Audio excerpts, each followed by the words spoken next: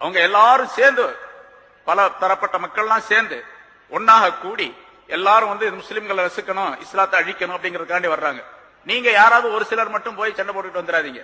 நீங்களும் அது மஷூரா பண்ணி யார் யார் போகிறது அப்படின்னு சொல்லி எல்லாத்தையும் ஒன்னாக சேர்த்து எல்லா மனிதர்களும் சேர்ந்து ஒன்றாக நின்று நீங்கள் அவர்களிடத்தில் போரிடுங்கள் என்பதாக அல்லாஹ் தஆலா குறிப்பிடுகின்றார். ஆனா அவங்க வந்துட்டாங்க. அது எந்த இடமா இருந்தாலும் சரி, எந்த காலமா இருந்தாலும் சரி, புனிதமான காலமா இருந்தாலும் சரி, புனிதமாக இடமா இருந்தாலும் சரி, மஸ்ஜிதுல் ஹராம், அந்த மஸ்ஜித் சுத்தி உள்ள ஹரம் என்று ஒரு எல்லை இருக்கின்றது. அந்த எல்லைக்குள்ள சண்டை சச்சரவுகளை செய்யக்கூடாது. பழிக்கு பழி கூட வாங்கக்கூடாது இல்லையா? முன்னால சட்டம் சொன்னோம்.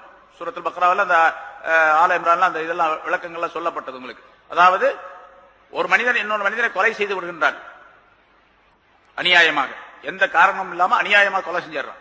இப்ப என்ன செய்யணும்? இஸ்லாத்துடைய சட்டம் என்ன? யார் கொலை செய்தானோ அவன் கொலை செய்யப்பட வேண்டும். அவன் கொலை செஞ்சிடணும் இல்லையா? கொலை செய்யணும். 3 விஷயம், 3ல 1 ஏதாச்சும் ஒன்று நிறைவேற்றணும். அவனுக்கு கொலை செய்ய வேண்டும், அல்லது அந்த கொலைக்கு பதிலாக அவர்கள் விரும்பினால், யார் கொலை உண்டவர் இருக்கின்றாரே, கொலை செய்யப்பட்டவர், அவருடைய உறவினர்களிலே யாராவது விரும்பினால் அந்த கொலைக்கு பதிலாக ஒரு நஷ்டஈட்டை வாங்கி கொண்டு அவரை விடுதலை செய்து விடலாம், விட்டு விடலாம். நஷ்டஈடு என்ன? 100 ஒட்டகங்கள் கொடுக்கப்பட வேண்டும். அதெல்லாம் சட்டங்கள்லாம் முன்னால சொல்லியிருக்கோம். அந்த 100 ஒட்டகங்கள். அப்படி இல்லை அப்படின்னா 3வது, அவன் எங்க கொலை செஞ்சா இவனை கொலை செஞ்சுட்டா நம்ம கொலை செய்யப்பட்ட அந்த ஆள் வரவா போறாரு, விட்டுடுங்க. சரி, இவன் காசை வாங்கி அந்த காசை வாங்கி சாப்பிடறதோட சும்மாவே இருந்துடலாம். அவருடைய நினைவால இந்த காசை வாங்கிட்டு திரும்ப அதுக்கு நமக்கு நினைப்பெல்லாம் வந்துகிட்டே இருக்கு. எல்லாம் காசு வேணாம், மன்னிச்சு விட்டுறேன் அப்படின்னு அந்த உறவினர்கள் சொல்றாங்கன்னு சொன்னா மன்னிச்சு விட்டுறலாம். 3 நிலையில 1, கொலைக்கு பதிலாக கொலை செய்வது, அல்லது கொலையை ரத்து செய்து விட்டு அதற்கு பகரமாக நஷ்ட ஈடு வாங்கிக் கொள்வது, அல்லது மன்னித்து விட்டு விடுவது. இந்த 3ல ஏதாவது ஒண்ணு செய்யலாம். சரி, இப்போ ஒரு கொலை செய்த ஒருவன் நேரா போய் மக்காவுக்கு போயிட்டான், பிளைட்டுக்கு டிக்கெட் வாங்கிட்டு அங்க போய் சேர்ந்தான் அப்படின்னு வச்சுங்க. இப்ப பழிக்கு பழி வாங்கணும். இஸ்லாமிய சட்டம், இஸ்லாமிய அரசாங்கமா இருந்தா பழிக்கு பழி வாங்கணும். இங்க இருந்து போறான், அவன் எங்க இருக்கான்னு தெரியல, இவனும் ஹஜ்ஜுக்கு போறான், அங்க பாக்குறான், அவன் அங்க இருக்கிறான். அந்த ஆள், அடடா உன்னைத்தான தேடிக்கிட்டே இருந்தேன் அப்படின்னு சொல்லிட்டு அந்த இடத்துல போய் இவன் மேல எல்லாம் காட்டக்கூடாது. ஏன்னு கேட்டா அந்த இடம் அம்னுடைய இடம், அச்சமற்றி இருக்கக்கூடிய இடம். ஒமன் தகலஹு கான ஆமினா, அதான் அந்த ஆயத்து முதல்ல வரல. ஒமன் தகலஹு கான ஆமினா, எவர் அந்த ஹரமுக்குள்ளே நுழைந்து விடுகின்றாரோ அவர் அச்சமற்றவராக ஆகிவிடுவார் என்று அல்லாஹ் தஆலா சொல்றான். யாரும் அவரை பழி வாங்கக்கூடாது. இப்ப பழிக்கு பழி வாங்கக்கூடாது, அது சரி, ஓகே. ஆனா அதே நேரத்தில் இன்னொரு ஆள் நம்மள்ட்ட சண்டைக்கு வர்றான்னு சொன்னா, பொதுவாக காபிர்களா இருக்கிறாங்க. இப்ப அந்த காலத்தில் உள்ள நிகழ்ச்சி வச்சுங்க, காபிர்களா இருக்க சண்டைக்கு வர்றான். அது மக்காவிலே ஹரம் ஷரீஃபிலே அந்த சண்டைக்கு துணிஞ்சிடறான் அப்படின்னு சொன்னா நம்ம பேசாம பாத்துக்கிட்டே, ஹரமுடைய இல்ல, நான் சண்டை போட மாட்டேன், நீ வேணா என்ன வேணாலும் செஞ்சுக்க அப்படின்னு பேசாம இருக்கக்கூடாது. இவரு சண்டை போடும். அதே அல்லாஹ் தஆலா சொல்லுகின்றான், வகாத்திலுல் முஷ்ரிகீன காஃபா, முஷ்ரிகீன்களிடத்திலே இணை வைத்து வணங்குபவர்களிடத்தில் நீங்கள் அனைவருமாக சேர்ந்து சண்டையிடுங்கள், போர் செய்யுங்கள். கமா யுகாத்திலூனக்கும் காஃபா, உங்களிடத்தில் அவர்கள் அனைவரும் சேர்ந்து போரிடுவதை போன்று என்று அல்லாஹ் தஆலா சொல்லுகின்றான். சொல்லிட்டு ஒரு அருமையான சட்டத்தை அல்லாஹ் தஆலா சொல்லுகின்றான். ஒரு நல்ல ஒரு குணம், நல்ல பண்பு, நல்ல செயல்பாடு ஒன்றை சொல்லுகின்றான். வாலமு, அறிந்து கொள்ளுங்கள், அன்னல்லாஹ மஅல் முத்தகீன், நிச்சயமாக அல்லாஹ் தஆலா முத்தகீன்களுடன் இருக்கின்றான், தக்வா உடையவர்களுடன் இருக்கின்றான். நீங்க போர் செய்யறீங்க, அவங்க எதிர்த்து வந்ததின் காரணமாக, உங்களை எதிர்த்ததின் காரணமாக இந்த நிலையிலும் கூட நீங்கள் வரம்பு மீறி விடக்கூடாது. உங்களுக்கு எப்பவுமே அல்லாஹ்வுடைய பயம் இருக்கணும். நீங்க போய் சண்டை போட்டாலும் சரி, அவங்க வலியவது சண்டை போடும்போது நீங்க அதற்கு தாக்குதல் கொடுக்கக்கூடிய நேரத்தில், பிரதி அடி கொடுக்கக்கூடிய நேரத்தில் சண்டை போட்டாலும் சரி, புனிதமான இடத்தில் இருந்தாலும் சரி, புனிதம் அல்லாத இடத்தில் இருந்தாலும், எங்க இருந்தாலும் சரி, உங்களுக்கு என்ன இருக்கணும்? அல்லாஹ்வுடைய பயம் இருக்கு. அல்லாஹ்வுடைய பயம் இருந்தா அல்லாஹ் உங்களோட இருக்கிறான். அல்லாஹ் உங்களோட இருந்தா வெற்றி உங்களுக்கு தான் என்று அல்லாஹ் தஆலா குறிப்பிடுகின்றார். அதனால இங்க என்ன தேவை? நமக்கு உதவியும் அல்லாஹ்வுடைய ஞாபகத்துகளும் அல்லாஹ்வுடைய காப்பும் நமக்கு இருக்க வேண்டும், பாதுகாப்பும் இருக்க வேண்டும் சொன்னால் பக்தி இருக்க வேண்டும், அல்லாஹ்வுடைய பக்தி, பயம் இருக்க வேண்டும். அல்லாஹ்வுடைய பயம் எந்த அளவுக்கு, பயம்ங்கிறதுக்கு பல வார்த்தை நான் நிறைய சொல்லியிருக்கிறேன். தக்வாங்கிறது பயம்ங்கிற வெறும் பயம்ங்கிற அர்த்தத்தை கொண்டு மட்டும் தக்வாவுக்கு அர்த்தம் சொல்லிவிட முடியாது. தக்வாங்கிறதுக்கு ஏராளமான விளக்கம். அதுல நம்ம சாதாரணமாக தமிழ்ல சொல்றதா பயபக்தி அப்படின்னு சொல்லலாம், அவ்வளவுதானே தவிர அதை பரிபூர்ணமாக விளக்குவது சொன்னா அதனுடைய செயல்பாடுகளை எல்லாம் விளக்கியாகும். அதனாலதான் உலமாக்கள் எல்லா கருத்துக்களையும் சேர்த்து சொல்லும் பொழுது அல்லாஹும் ரசூலும், அல்லாஹும் ரசூலும் எதையெல்லாம் சொன்னார்களோ அதையெல்லாம் அப்படியே முழுமையாக செய்வது, அல்லாஹும் அவனுடைய ரசூலும் எதையெல்லாம் வேண்டாம் என்று சொன்னார்களோ அதை முழுமையாக விட்டு விடுவது. இந்த ரெண்டு தன்மைகள் ஒருவரிடத்தில் இருந்தால் அவர் முத்தகையாக இருக்கின்றார் என்பதாக பொருளாகும். என்ன சில பேர் சில கருத்துக்களை கொஞ்சம் கூட்டி குறைச்சி அப்படி எப்படி சொல்லிடுவார். ஹஜ்ரத் அலி ரலியல்லாஹு தஆலா அன்ஹு அவர்கள் சொல்லும் போது சொல்றாங்க, தக்வா என்பால் என்ன அப்படிங்கிறதுக்கு பெரும் பாவங்களை முழுமையாக விட்டு விடுவது, பெரும் பாவங்களை செய்யாமலேயே இருப்பது. பெரும் பாவங்கள் அப்படின்னா என்னன்னு தெரிஞ்சுக்கணும். முதல்ல நான் முன்னால சொல்லியிருக்கிறேன், பல தடவை சொல்லியிருக்கிறேன். பெரும் பாவங்கள் என்பவை 7 என்ற நம்பரில் இருந்து 700 வரைக்கும் இருக்குது. 700 வரைக்கும் இருக்குது. 7 நம்பர் ரசூலுல்லாஹி ஸல்லல்லாஹு அலைஹி வஸல்லம் அவர்கள் சொல்லுகின்றார்கள். இஜ்தனிபு அஸ்ஸபஅல் மூபிகாத், உங்களை அழித்து நாசமாக்கும்படியான 7 விஷயங்களை நீங்கள் தவிர்த்து கொள்ளுங்கள் அப்படிங்கிற சொல்லக்கூடிய ஹதீஸ்ல 7 பெரும் பாவங்களை சொல்லுகின்றார்கள். அதற்கு விளக்கமாக சொல்லக்கூடிய விஷயத்துல ஒவ்வொன்றையும் விரித்து விரித்து சொல்லும் பொழுது 700 வரைக்கும் வரும். சரி, இப்ப எல்லாத்தையும் ஒரு மூமினானவர் கட்டாயமா ஒவ்வொருவரும் தெரிஞ்சுக்கணும். நம்ம எல்லாருமே தெரிஞ்சிருக்கணும் அந்த பெரும்பாவம். ஏன்னா பெரும்பாவம் இது பெரும்பாவம் என்று தெரிஞ்சாதான் அதை விட்டு நீங்கிறதுக்குள்ள வழி பிறக்கும். அதை செய்யணும், முதல்ல அதை தெரிஞ்சுக்கணும் முதல்ல. அப்ப பெரும்பாவங்களை தவிர்த்து அலி ரலியல்லாஹு தஆலா அவர்கள் சொல்லுவது, பெரும்பாவங்களை முற்றிலுமாக தவிர்த்துக் கொள்ள வேண்டும், விட்டுவிட வேண்டும். சின்ன சின்ன பாவங்களை அடிக்கடி செய்து கொண்டே இருக்கக்கூடாது. எப்பாச்சும் ஒரு நாளைக்கு செய்யறாரு, அது மனிதனுடைய இயல்புல வரக்கூடிய விஷயம். அதனால சின்ன பாவங்களிலே இஸ்ரார் விடி, அதாவது நிரந்தரமாக இருக்கக்கூடாது. சின்ன பாவங்கள் எப்பாவது ஒரு நாளைக்கு சின்ன சின்ன பாவங்கள் ஏற்பட்டு போயிடுது, உடனடியாக தௌபா செய்து அல்லாஹ் தஆலாவிடத்தில் மன்னிப்பு தேடிக்கொள்ள வேண்டும். நல்ல நன்மையான காரியங்களை செய்யும் பொழுது சின்ன சின்ன பாவங்களும் அழிக்கப்பட்டு போயிடும். இன்னல் ஹஸனாத்தி யுத்ஹிபுன ஸய்யிஆத், நன்மைகள் பாவங்களை தீமைகளை அழித்து விடும் என்று அல்லாஹ் தஆலா சொல்லுகின்றான் அல்லவா, அந்த இதுல சேர்ந்து போயிடும். அதனால தக்வா என்பதற்கு அலி ரலியல்லாஹு தஆலா அவர்கள் சொல்லக்கூடிய விளக்கம் இது. பெரும் பாவங்களை முற்றிலுமாக விட்டுவிட வேண்டும், சின்ன பாவங்களின் மீது நிரந்தரமாக இருக்கக்கூடாது. சரி, இந்த மாதிரி இருந்துச்சு அப்படின்னு சொன்னா என்ன கிடைக்கும்? அல்லாஹ் நம்மோடு இருக்கக்கூடிய, அல்லாஹ் நம்மோடு இருக்கான்னா அங்கிருந்து அரசியல இருந்து இறங்கி இங்க வந்துடுறோம் அப்படிங்கிற அர்த்தம் அல்ல. அல்லாஹ்வுடைய உதவி இருக்குதுன்னு அர்த்தம். அல்லாஹ்வுடைய பரக்கத்து நம்மிடத்தில் இருக்கின்றது. அல்லாஹ் மனிதனுக்கு எது தேவையோ அதையெல்லாம் கொடுக்கக்கூடிய நிலை அல்லாஹ் தஆலா இந்த மனிதனுக்கு ஏற்படுத்தி தருகின்றான் என்பதாக பொருளாகும். எதுவெல்லாம் அவனுக்கு சாதகமாக வேண்டுமோ அதுவெல்லாம் அல்லாஹ் தஆலா இடத்திலிருந்து கிடைக்கும் என்பதாக பொருள். அன்னல்லாஹ மஅல் முத்தகீன், அல்லாஹ் தஆலா முத்தகீன்களோடு இருக்கின்றான் என்பதாக அல்லாஹ் தஆலா குறிப்பிடுகின்றான். அல்லாஹ் இருக்கின்றான் அப்படிங்கிறதுக்கும் கருத்தை விளங்கிக்கணும். அல்லாஹ்வுடைய உதவி இருக்குதுன்னு அர்த்தம். அல்லாஹ்வுடைய பரக்கத்து நம்மிடத்தில் இருக்கின்றது. அல்லாஹ் மனிதனுக்கு எது தேவையோ அதையெல்லாம் கொடுக்கக்கூடிய நிலை அல்லாஹ் தஆலா இந்த மனிதனுக்கு ஏற்படுத்தி தருகின்றான் என்பதாக பொருளாகும். எதுவெல்லாம் அவனுக்கு சாதகமாக வேண்டுமோ அதுவெல்லாம் அல்லாஹ் தஆலா இடத்திலிருந்து கிடைக்கும் என்பதாக பொருள். அன்னல்லாஹ மஅல் முத்தகீன், அல்லாஹ் தஆலா முத்தகீன்களோடு இருக்கின்றான் என்பதாக அல்லாஹ் தஆலா குறிப்பிடுகின்றான்.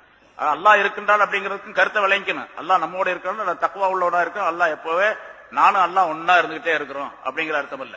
அல்லாஹ் இருக்கிறான் அப்படின்னு சொன்னா நிறைய விளக்கங்கள் பல தடவை சொல்லி இருக்கிறோம். அல்லாஹுடைய இந்த மகியத், அல்லாஹ் நம்மோடு இருந்து நமக்கு உதவி செய்யக்கூடிய நிலை, அல்லாஹ் நம் மீது தனிப்பட்ட கருணை பார்வையை ஏற்படுத்தக்கூடிய நிலை வேண்டும் என்று சொன்னால் தக்வா உடையவராக இருக்க வேண்டும். அவங்க சண்டை போட்டாலும் சரி, நீங்க சண்டை போட்டாலும் சரி, சண்டை போடக்கூடிய நேரத்தில் தக்வா உடையவர்களாக இருந்து விட்டால் உங்களுக்கு சாதகமான சூழ்நிலை ஏற்படும் என்பதையும் அல்லாஹ் தஆலா தெரியப்படுத்துகின்றார். ஆக காலங்களை பற்றி சொல்லி, காலங்களிலே வரம்பு மீறக்கூடிய நேரத்திலே என்னென்ன தண்டனை கிடைக்கும் என்பதையும் அல்லாஹ் தஆலா குறிப்பிட்டு அதில் வரம்பு மீறக்கூடாது என்று எச்சரிக்கையும் செய்து, காபிர்களிடத்தில் மற்றவர்களிடத்தில் எப்படி நடந்து கொள்ள வேண்டும் போர்க்காலங்களிலே என்பதையும் அல்லாஹ் தஆலா தெரியப்படுத்துகின்றான். அந்த போரிலே எப்படி நடந்து கொள்ள வேண்டும் என்ற விதிமுறையும் அல்லாஹ் தஆலா இங்கே சுருக்கமாக இன்னல்லாஹ் மஅல் முத்தகீன் என்ற வாசகத்தின் மூலமாக குறிப்பிடுகின்றான். அத்தகைய நல்ல விளக்கங்களை நம் அனைவருக்கும் அல்லாஹ் தஆலா தந்து அமல் செய்யக்கூடிய தௌஃபீகை தந்தருள்வானாக. அம்மா பஅத் ஃபகத் قال الله تعالى في كلامه القديم أعوذ بالله من الشيطان الرجيم بسم الله الرحمن الرحيم إنما النسيء زيادة في الكفر يضل به الذين كفروا يحلونه عاما ويحرمونه عاما ليواطئوا عدة ما حرم الله فيحلوا ما حرم الله زين لهم سوء أعمالهم والله لا يهدي القوم الكافرين يا أيها الذين آمنوا ما لكم إذا قيل لكم انفروا في سبيل الله اثاقلتم إلى الأرض أرضيتم بالحياة الدنيا من الآخرة فما متاع الحياة الدنيا في الآخرة إلا قليل صدق الله. கண்ணியத்திற்குரிய பெரியோர்களே, சகோதரர்களே, அல்லாஹு தாலாவுடைய கிருபையால் 639வது வாரமாக தப்சீருடைய இந்த தொடர் பயான் இப்பொழுது ஆரம்பிக்கப்படுகிறது. சூரத்து தௌபா என்ற அத்தியாயத்தின் 36 ஆயத்துகள் இதற்கு முன்னால் விளக்கம் சொல்லப்பட்டிருக்கின்றன. இன்னமன் நஸீஉ ஸியாதத்துன் ஃபில் குஃப்ர், பிற்படுத்தி வைப்பதெல்லாம் ஒரு மாதத்தை இன்னொரு மாதத்திற்கு பிற்படுத்தி வைப்பது, ஒரு மாதத்தை இன்னொரு மாதமாக மாற்றிக்கொள்ளுவது. பிற்படுத்தி வைப்பதெல்லாம் குஃப்ரிலே அதிகப்படுத்துவதுதான், அல்லாஹ்வை நிராகரிப்பதிலே அதிகப்படுத்துவதுதான். யுதல்லு பிஹில்லதீன கஃபரு, இதன் காரணமாக நிராகரிக்கின்றவர்கள் வழிகெடுக்கப்படுகின்றார்கள். யுஹில்லூனஹு ஆமன், அவர்கள் இந்த பிற்படுத்துவதை ஒரு ஆண்டிலே ஹலாலாக ஆக்குகின்றார்கள். வயுஹர்ரிமூனஹு ஆமா, அதை இன்னொரு ஆண்டிலே ஹலாலாக ஆக்கிக் கொள்ளுகிறார்கள். ஏனென்றால் அவங்க கணக்கு படிக்கு லியுவாத்திஉ இத்தத மா ஹர்ரமல்லாஹ், அல்லாஹ் தஆலா ஹராமாக்கி அந்த எண்ணிக்கை சரியாக ஆவதற்காக வேண்டி, நேராக ஆவதற்காக வேண்டி. ஆனால் ஃபயுஹில்லு மா ஹர்ரமல்லாஹ், அல்லாஹ் தஆலா எதை ஹராமாக்கி வைத்தானோ அதை ஹலாலாக்கி கொள்ளுகிறார்கள் என்று அல்லாஹ் தஆலா குறிப்பிடுகின்றான். சென்ற வாரமே சொல்லப்பட்டது, ஆரம்பத்திலே இந்த மாதத்தை மாற்றி வைப்பது, அதாவது பெயர் மாற்றி வைப்பது, துல்காதா, துல்ஹஜ், முஹர்ரம் ஆகிய 3 மாதங்கள் தொடராக புனிதமான மாதங்கள், ஹராமான மாதங்கள் என்பதாக சொல்லப்பட்டது. அந்த 4 மாதங்களிலே ஒரு மாதம் தனித்திருக்கின்றது, அது ரஜபு மாதம். இந்த 3 மாதங்கள் தொடராக அது புனிதமான மாதங்கள் என்பதாக வைத்துக்கொண்டு அந்த மனிதர்கள், அரபு நாட்டுக்காரர்கள் வெளியிலே செல்லுவது, சண்டை சச்சரவுகள் செய்வது, போருக்கு செல்லுவது, அடுத்தவரிடத்திலே சண்டையிடுவது, அடுத்தவருடைய பொருளை கொள்ளையடிப்பது, இதுவெல்லாம் தங்களுக்கு தாங்களே அவர்கள் விதித்துக் கொண்டிருந்தார்கள். இந்த மாதிரி செயல்களை எல்லாம் இந்த காலங்களிலே செய்யக்கூடாது என்பதாக. ஆனால் இப்படி 3 மாதங்கள் 90 நாள் தொடர்ந்து அப்படியே இருப்பது என்பது அவங்களுக்கு ரொம்ப சிரமமா இருந்துச்சு. அதனால இந்த 3 மாதங்களிலே கடைசியாக முஹர்ரம் மாதம் வருகின்றது. அந்த முஹர்ரம் மாதத்தை அடுத்து வரக்கூடிய சஃபர் என்பதாக நினைத்துக் கொள்ளுவார்கள். இந்த முஹர்ரமை சஃபராக ஆக்கிக் கொள்ளுவோம், அடுத்த வருஷம் வரும்போது அந்த முஹர்ரம் சஃபர் ரெண்டையும் சேர்த்து முஹர்ரமாக ஆக்கிக் கொள்வோம் அப்படின்னு சொல்லுவாங்க. இது ஆரம்பத்தில் ஒரு மனிதர், பனு கினானா என்ற கூட்டத்தை சேர்ந்த ஒரு மனிதர், அந்த அரபியர்களுடைய மூதாதையர்களிலே ஒருவர், அவருடைய உறவினர்களிலே ஒருவர் அல்லது அவர் தந்தை கொல்லப்பட்டு விட்டார், வேறொருவரால் கொலை செய்யப்பட்டு விட்டார். இந்த கொலை செஞ்ச ஆள் யாருன்னு தெரியல. இந்த புனிதமான மாதங்கள் தொடர்ந்து வரக்கூடிய இந்த காலத்திலே, அதாவது முஹர்ரம் மாதத்திலே, துல்காதா, துல்ஹஜ், முஹர்ரம் மாதத்திலே ஒரு நாள் அந்த கொலையாளி அகப்பட்டுக்கிட்டான். அதாவது கொலையாளி அவர் கண்டுகொண்டார், யாருடைய தந்தை இறந்து விட்டாரோ, கொலை செய்யப்பட்டு விட்டாரோ, அவருடைய அந்த மகன் இந்த கொலையாளியை கண்டுபிடித்து விட்டார். ஆனா இப்ப பழிக்கு பழி வாங்கணும், அதாவது அந்த ஆளை கொலை செய்யணும். இப்ப கொலை செய்ய முடியாது. ஏன்னு கேட்டா இது புனிதமான மாதம் என்பதாக ஆக்கி வைத்திருக்கின்றார்கள். இந்த மாதத்தில் சண்டை சச்சரவு செய்வதோ, கொலை செய்வதோ, கொள்ளையடிப்பதோ, வேறு எந்த தவறான காரியங்களை செய்வதோ கூடாது என்பதாக தங்களுக்கு தாங்களே ஒரு விதியை ஏற்படுத்தி கொண்டிருந்தார்கள். இப்ப அந்த ஆள் ஆகப்பட்டுக்கிட்டா இப்ப என்ன பண்றது, இவனை விட்டுட்டா சரி முஹர்ரம் மாசம் முடியட்டும், சஃபர் வந்த உடனே இந்த ஆளை பிடிச்சி காலி பண்ணிடுவோம் அப்படின்னு சொன்னா இவன் ஓடி போயிடுவான். அதுக்குள்ள இப்ப என்ன பண்றது, அந்த ஆள் இது நீண்ட நாள்களுக்கு முன்னாலே அவருடைய மூதாதையர்களே நடந்த செய்தி. அவர் தான் இதை ஆரம்பிச்சு வச்சது. அது படிப்படியாக தொடர்ந்து அது காலாகாலமாக இவர்களிடத்தில் கடைபிடிக்கப்பட்டு வந்து கொண்டு இருக்கின்றது என்பதற்காக வேண்டி இந்த ஆரம்ப சம்பவம் சொல்லப்படுகின்றது. அந்த ஆள் என்ன பண்ணாரு, எல்லாத்தையும் கூப்பிட்டு இந்த முஹர்ரம் மாசத்துல இந்த ஆள் ஆகப்பட்டுக்கிட்டார். அதனால இந்த முஹர்ரம் மாசத்தை சஃபர் மாசமாக கருதிக்குவோம், நினைச்சுக்குவோம். முஹர்ரத்தை சஃபராக நினைச்சுக்குவோம். அடுத்த வருஷம் வரும் பொழுது 2 முஹர்ரம் மாதமாக ஆக்கிக்குவோம். சஃபர் மாசத்தை சேர்த்து முஹர்ரம் மாதமாக ஆக்கி கொள்ளுவோம். அதாவது கணக்கு என்னன்னு கேட்டா, இந்த வருஷத்துல 4 மாசம் ஹராமான மாதம், புனிதமான மாதம் என்று இருக்க வேண்டும். ஆனா இந்த வருஷத்துல 3 மாசத்தோட முடிச்சுக்குவோம். அடுத்த வருஷம் போது 5 மாசமா ஆக்கிக்குவோம். அது இந்த விடப்பட்ட ஒரு மாசத்தை அடுத்த வருஷத்துல சேர்த்துக்குவோம் என்பதாக சொல்லி அந்த யார் காத்தில் அந்த கொலை செய்த மனிதன் கிடைத்தானோ அவனை கொலை செய்து விட்டார்கள். இப்ப புனிதமான மாதத்துல எனக்கு கொலை செய்யல அப்படின்னு அவங்களாம் முடிவு பண்ணிக்கிட்டாங்க.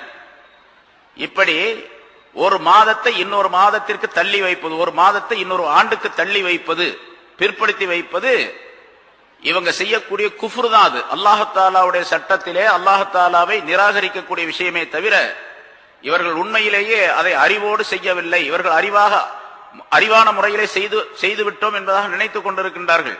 இது குஃப்ருல் அதிகப்படுத்துவதுதான் என்று அல்லாஹ் குறிப்பிடுகின்றான். இன்னமன் நஸீஉ ஜியாதத்துன் ஃபில் குஃப்ர். இப்படி அந்த மாதத்தை தள்ளி வைப்பது, பிற்படுத்தி வைப்பது என்பது குஃப்ரிலே அதிகப்படுத்துவதுதான் என்பதாக அல்லாஹ் குறிப்பிடுகின்றான்.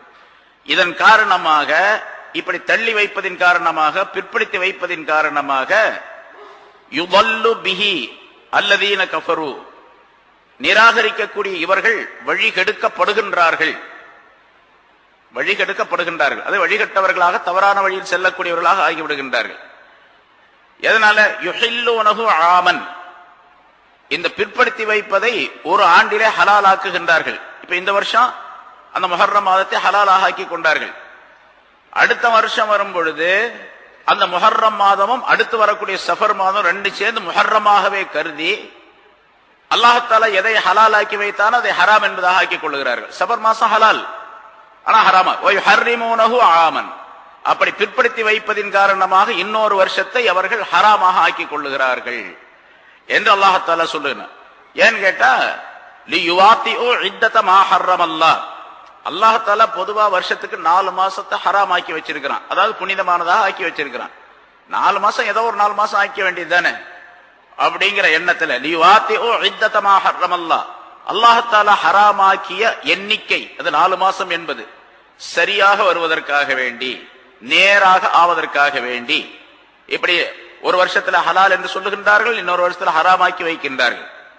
இதன் காரணமாக என்ன ஆகுதுன்னு கேட்டா, யுஹில்லு மா ஹர்ரமல்லாஹ், அல்லாஹ் தஆலா எதை ஹராமாக்கி வைத்தானோ அதை இவர் ஹலாலாக்கி கொள்ளுகின்றார்கள். முஹர்ரம் மாசத்தை சபர் மாசமா நினைச்சுக்கிட்டு அந்த சஃபர் மாசத்துல எல்லாம் செய்யலாம் அப்படிங்கிற மாதிரி முஹர்ரம் மாசத்துல செஞ்சா, முஹர்ரம் மாதத்தை அல்லாஹ் தஆலா ஹராமாக்கி வைத்திருக்கின்றான், புனிதமாக ஆக்கி வைத்திருக்கின்றான். சண்டை சச்சரவு செய்வது ஹராம் என்பதாக ஆக்கி வைத்திருக்கிறான். ரசூலுல்லாஹி ஸல்லல்லாஹு அலைஹி வஸல்லம் அவர்கள் அந்த போருக்காக வேண்டி போக வேண்டும் என்பதற்காக வேண்டி அறிக்கை கொடுத்தார்கள், சுற்றறிக்கை விட்டார்கள், சஹாபாக்களுக்கு அறிக்கை கொடுத்தார்கள். அதை பற்றி தான் அல்லாஹ் தஆலா இந்த இடத்துல சொல்லுகின்றார். சில பேரு வராம வீட்டிலேயே உட்கார்ந்துக்கிட்டாங்க இல்லையா, அவங்கள பற்றி அல்லாஹ் தஆலா சொல்லுகின்றார். ஆனா அவங்களும் ஈமான் உள்ளவர்கள் தான். அதனால அல்லாஹ் தஆலா கூப்பிடும் போதே என்ன சொல்றான்? யா அய்யுஹல்லதீன ஆமனு, ஈமான் கொண்டவர்களே, அப்படித்தான் கூப்பிடுறான்.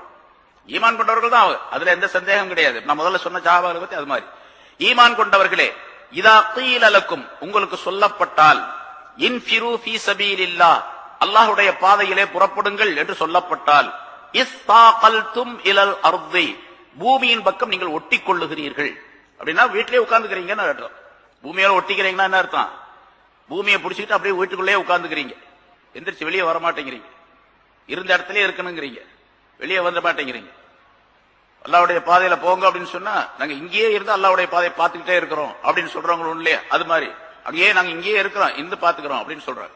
அப்படின்னு நினைக்கிறீங்க. இஸ்ஸாகல்தும் இலல் அர்த், பூமியின் பக்கம் நீங்கள் ஒட்டி கொள்ளுகிறீர்கள். ஏன் ஒட்டிக்கிறதுக்கு காரணம் என்ன? முதல்ல சொல்லப்பட்ட காரணம், அறுவடைக்கு தயாராக இருக்கின்றது, மகசூலுக்கு தயாராக இருக்கின்றது, தோட்டம் துறவுகள் எல்லாம், பிள்ளை குட்டிகள் எல்லாம் பசியால் வாடிக்கொண்டு இருக்கின்றார்கள். இங்க அந்த நேரமோ காலமோ கடுமையான வெயில் காலமாக இருக்கின்றது, வறுமை நிலையில இருக்கின்றோம். இப்படிப்பட்ட சூழ்நிலையில நம்ம போறது அவ்வளவு உசிதமாக இல்லையே என்பதாக நினைத்து பூமியோடு வீட்டுக்குள்ளேயே உட்கார்ந்து கொள்ளுகின்றீர்கள் என்பதாக குறிப்பிடுகின்றார்.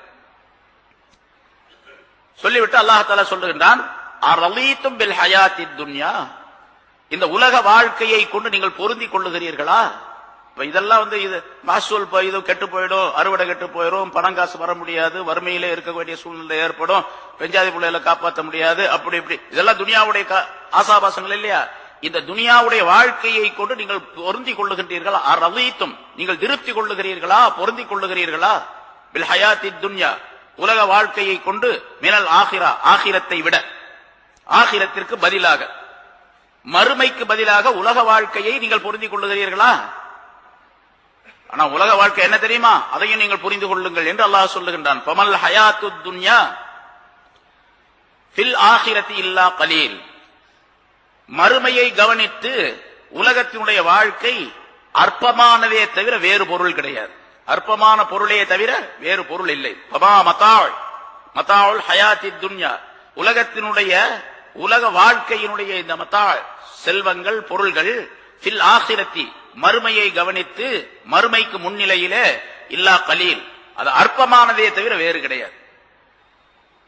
எவ்வளவு பொருள் இருந்தாலும் சரி, உலகத்தில் எவ்வளவு பொருள் இருந்தாலும் சரி, எவ்வளவு பெரிய வசதி உடையவராக இருந்தாலும் சரி, அந்த மனிதர் அவர் வைத்திருக்கக்கூடிய எல்லா பொருள்களும் ஆகிரத்துடைய பொருளை கவனித்து ரொம்ப அற்பமானது தான் இது என்று அல்லாஹ்தாலா சஹாபாக்களுக்கு எச்சரிக்கை. இதுக்கு பிறகு சில சஹாபாக்களுக்கு ரொம்ப பெரிய கவலை ஏற்பட்டு விட்டது. ஆஹா, நம்ம தப்பு செஞ்சிட்டோம். ஆரம்பத்தில் சொன்ன மாதிரி கொஞ்சம் தயங்கினாங்க. அப்புறம் இந்த ஆயத்து வந்தோன்னு திரும்ப புறப்பு போயிட்டாங்க.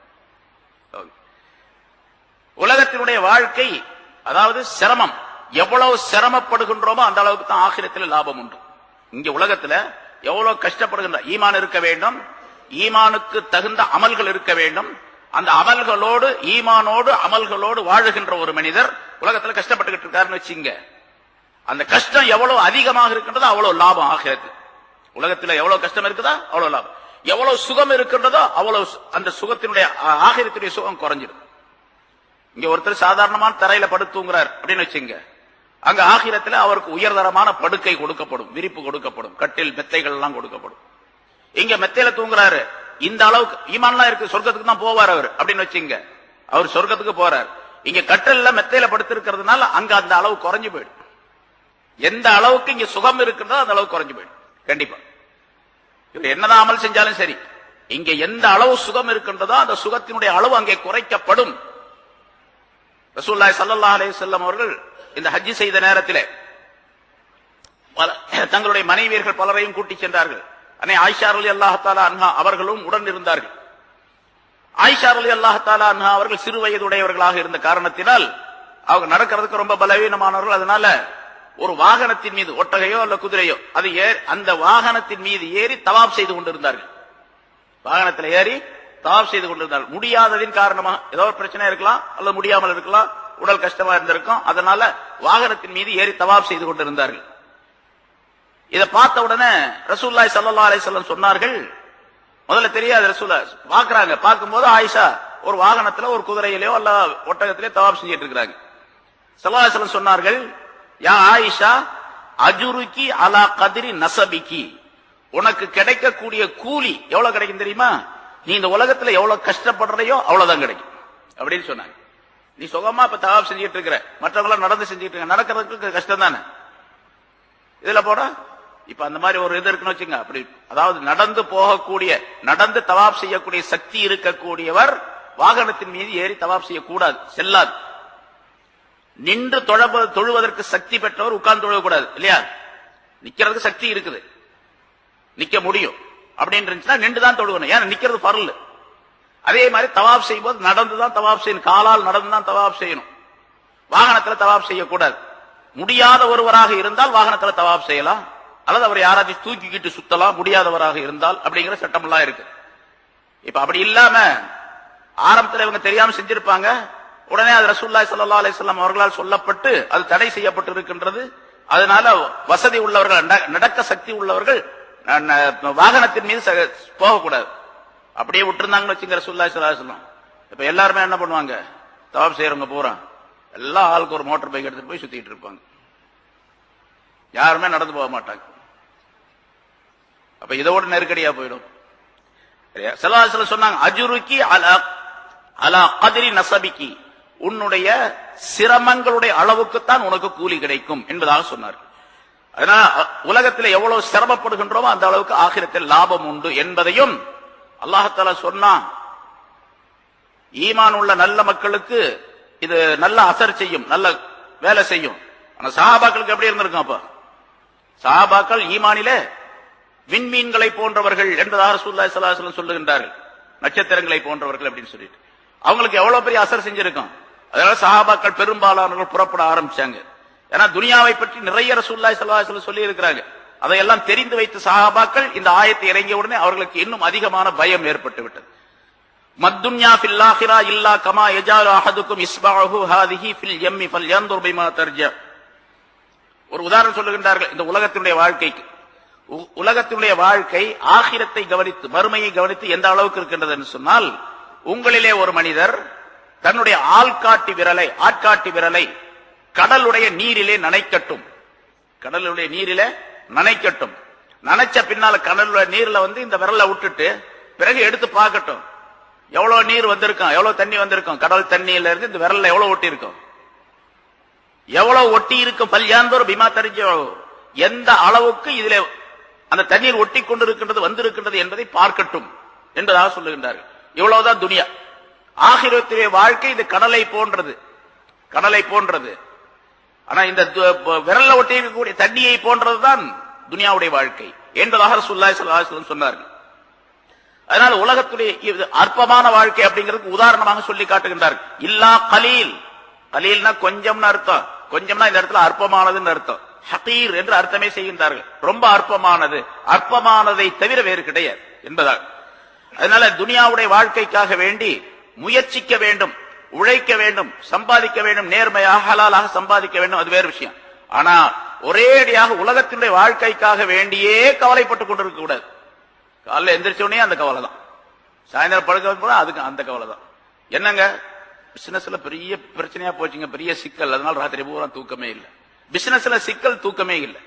அப்படி அல்லாஹ்வுடைய பயம் தூக்கம் இல்லாதவர்கள் நிறைய பேர் இருந்தாங்க. வரலாற்றில் நாம் பார்க்கிறோம். அல்லாஹ்வுடைய பயத்தின் காரணமாக, நரகத்துடைய பயத்தின் காரணமாக, அல்லாஹ்வுடைய தண்டனையுடைய வேதனையின் காரணமாக அதை நினைத்து நான் தூங்காமல் இருந்து விட்டேன் அப்படின்னு சொல்றவங்க நிறைய பேர் இருக்கிறாங்க.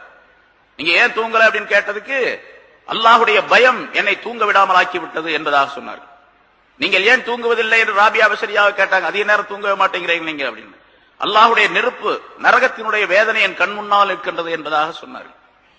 அதனால கவலை, ஒரு ஹதீஸ் முன்னாலே சொல்லி வாசிக்கப்பட்டது, கவலைகளை எல்லாம் ஒரே கவலையாக ஒரு மனிதர் ஆக்கி கொண்டால், ஒரே கவலை ஆகிரத்துடைய கவலை. மனிதன் எல்லா கவலைகளையும் ஒரே கவலையாக ஆக்கி கொண்டால், ஒரு கவலை தவிர வேறு கவலையே வரக்கூடாது. அந்த கவலை ஆகிரத்துடைய கவலை, மறுமையுடைய கவலை. நாம் மௌத்துக்கு பின்னால் என்ன ஆக போகின்றோமோ என்ற ஒரே கவலை. அந்த கவலை மட்டும் ஒரு மனிதனுக்கு இருந்தால் துனியாவுடைய கவலைக்கு அல்லாஹ் தஆலா பொறுப்பேற்றுக் கொள்ளுகின்றான் என்பதாக சொல்லுகின்றார்கள் ரசூலுல்லாஹி ஸல்லல்லாஹு அலைஹி வஸல்லம். அல்லாஹ் பொறுப்பேற்றுக் கொண்டா அப்புறம் என்ன பிரச்சனை இருக்குது? ஒண்ணுமே பிரச்சனை இருக்காது. அதை சொல்லுகின்றார்கள் ஒரு ஹதீஸ்ல. ஹுதைஃபா ரலியல்லாஹு தஆலா அவர்கள் அறிவிக்கின்றார்கள், மன் அஸ்பஹ வத்துன்யா அக்பரு ஹம்மிஹி ஃபலைஸ மினல்லாஹி ஃபீ ஷை. எவர் ஒருவர் காலையில் எழுந்தவுடன் துனியாவுடைய துனியாவுடைய கவலைதான் அவருக்கு பெரிதாக இருந்தால் அல்லாஹ் தஆலா அவரை எந்த வகையிலும் பொருட்படுத்துவதே கிடையாது. ஃபலைஸ மினல்லாஹி ஃபீ ஷை, அல்லாஹ்விலிருந்து அவர் எந்த பொருளிலும் இருப்பதில்லை அப்படின்னு சொன்னா அல்லாஹ் இவரை பற்றி பொருட்படுத்துவதே இல்லை.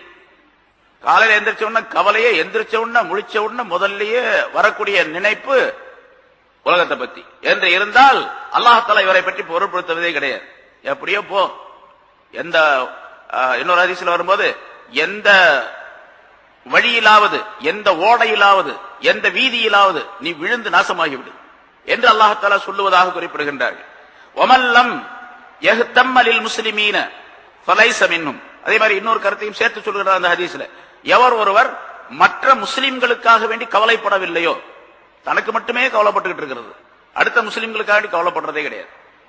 ஒரு முஸ்லிமுடைய வேலை என்ன, கவலை என்ன இருக்குன்னா, நானும் வாழ வேண்டும், அடுத்தவரையும் வாழ வைக்க வேண்டும், மற்ற முஸ்லிம்களும் தொழ வேண்டும், மற்ற முஸ்லிம்களும் நேர்மையாக நீதியாக இருக்க வேண்டும், மற்ற முஸ்லிம்களும் சுகமாக இருக்க வேண்டும், மற்ற முஸ்லிம்களும் தீனின்படி வாழ வேண்டும், ஷரியத்தின்படி இருக்க வேண்டும் என்பதற்காக கவலை கொண்டவர். ஒமன் லம் யஹ்தம்ம லில் முஸ்லிமீன், மற்ற முஸ்லிம்களுக்காக வேண்டி எவர் ஒரு கவலை கொள்ளவில்லையோ ஃபலைஸ மின்ஹும், அவருக்கும் அல்லாஹ் தஆலா எந்த விஷயத்திலும் இல்லை. அதான் அல்லாஹ் தஆலா பொருட்படுத்துவது கிடையாது. ரெண்டு விஷயம் சொல்றாங்க அந்த ஹதீஸ்ல. காலையில் எழுந்தவுடன் கவலை துனியாவுடைய கவலை தான், அடுத்த முஸ்லிம்களுக்காக வேண்டி கவலைப்படுறது கிடையாது. தனக்கு மட்டுமே, தன்னுடைய குடும்பம், தன்னுடைய வயிறு, தன்னுடைய மனைவி வயிறு, தன்னுடைய மக்கள் வயிறு, அடுத்தவங்களை பத்திலாம் பிரச்சனையே கிடையாது என்று நினைக்கக்கூடியவர் எந்த அல்லாஹ் தஆலாவோட எந்த உதவியும் பெற்றுக்கொள்ள முடியாது என்ற கருத்தை ரசூலுல்லாஹி ஸல்லல்லாஹு அலைஹி வஸல்லம் சொல்லி காட்டுகிறார். ஆக உலகத்தினுடைய வாழ்க்கை மிக அற்பமானது என்று இந்த ஆயத்தில் அல்லாஹ் தஆலா சொல்ல உடனே சஹாபாக்கள் மிகப்பெரிய கவலை கொண்டவர்களாக பலர் சென்றார்கள் என்பதாக குறிப்பிடப்படுகின்றது. ஆக செல்லாத யார் இப்படி போகக்கூடாது என்பதாக நினைத்து வீட்டிலே இருந்தார்களோ அவர்களுக்கு ஒரு எச்சரிக்கையாக அல்லாஹ் தஆலா சொல்லி காட்டினார். பல சஹாபாக்கள் புறப்பட ஆரம்பிச்சார்கள். சரி, இல்லா தன்ஃபீர் அடுத்தும் சொல்லுகின்றார் அல்லாஹ் தஆலா. அப்படி அந்த தபூக் போருக்கு நீங்கள் போகவில்லை என்று சொன்னால், இல்லா தன்ஃபிரு நீங்கள் புறப்படவில்லை என்று சொன்னால், போருக்கு ரசூலுல்லாஹி ஸல்லல்லாஹு அலைஹி வஸல்லம் அவர்களோடு சேர்ந்து நீங்கள் புறப்படவில்லை என்று சொன்னால், யுஅஸிபுக்கும் அஸாபன் அலீமா உங்களை நோவினை தரும் வேதனையாக அவன் வேதனை செய்வான். உலகத்திலேயே, அதுக்கு பின்னால் ஆகிரத்தில் வேற விஷயம். அல்லாஹ் தஆலா தண்டனை அளிப்பான், நோவினை தரும் தண்டனை. தண்டனை சொன்னாவே கஷ்டம். அப்புறம் அலீம் அப்படின்னு சொன்னா மூலிமன், நோவினை தரக்கூடிய தண்டனை. சாதாரணமான விஷயம் ஒண்ணு. ஒரு சாட்டையில ஒரு ஆளை அடிக்கிறான், அது வேதனை தண்டனை அப்படின்னு வச்சுங்க. ஒரு என்ன பண்றான், அவன் செஞ்ச குற்றத்துக்காக வேண்டி ஊசி எடுத்து இந்த நகை கண்டுக்குள்ள குத்துறான் ஊசியால அப்படின்னு சொன்னா இது நோவினை தரும் வேதனை. வேதனையில நோவினை தரும் வேதனை அது மாதிரி. அப்போ நீங்க போருக்கு போகாம வீட்டிலேயே சுகம் என்று உட்கார்ந்து கொண்டால் அப்படின்னு கருத்து. இல்லா தன்ஃபிரு நீங்கள் புறப்படவில்லை என்று சொன்னால், யுஅஸிபுக்கும் அஸாபன் அலீமா நோவினை தரும் வேதனையாக உங்களை அல்லாஹ் தஆலா வேதனை செய்வான். அது மட்டுமல்ல, நீங்க போகலன்னு வச்சுங்க, நீங்க இல்லன்னு சொன்னா இன்னொரு ஆளு அல்லாஹ்வுக்கு நீங்க மட்டும் தானே. வயஸ்தப்தில் கௌமன் கைரக்கும் உங்கள் அல்லாத வேறு கூட்டத்தாரை உங்களுக்கு பதிலாக அல்லாஹ் தஆலா ஆக்கிடுவான். வேறு கூட்டத்தார் வருவாங்க. இந்த வேறு கூட்டத்தார் யார் அப்படிங்கறது கருத்து வேறுபாடு இருக்கின்றது. அதாவது சில முஃபஸ்ஸிரீன்களுடைய கருத்தின்படி பாரசீக நாட்டுக்காரர்கள்.